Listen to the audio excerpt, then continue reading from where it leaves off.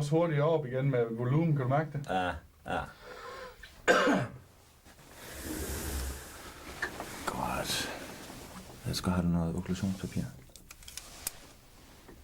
Tak. Bare blive sammen her, Erik. Ja, det er fint. Hvad, Dalsgaard, var du på en afbudsrejse her i weekenden? Ja, for helvede, du så HP, Krølle og mig, vi sidder på lavstuen og rafler om rejse, pisse, stive. Og rafler om rejse. Det kunne du fandme ned med, tror du. Så Krølle, han taber selvfølgelig, så vi hopper i en taxa mod lufthavnen. Men hvad fanden, man havde I bare pas med i byen, eller hvad fanden? Nej, vi skulle lige forbi HP's venner, du har en håndfuld pas med, du. Det er klar, HB lige passende der. Det håber jeg, Når I skal klarer ud og flyve. Ja.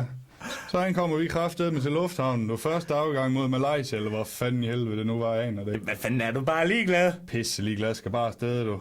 Kommer vi også, så kommer vi fandme ombord der. Der flyder ikke engang landet, før jeg er i problemer. Så er du i gang der, lige sprunget på en stewardesse der. Ej, jeg skulle lige op i spidsen og prøve at flyve, ikke? Prøv at flyve, Ja. så er vi ikke med kaptajnen her og overtager det alle lige. Kan du sætte sådan noget, tror du? Så lander vi fandme og bliver eskorteret ud af nogle thaier, eller hvad fanden det er for noget, du.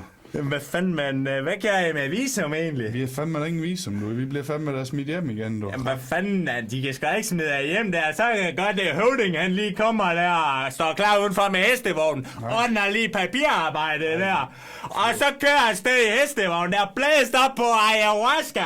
Og nøgne blomsterpiger der til alle. Folk hylder alle ude i vejkanten. Det er bare udlevet til det nye hvide konge i en æderstammen. Guld og druer og det.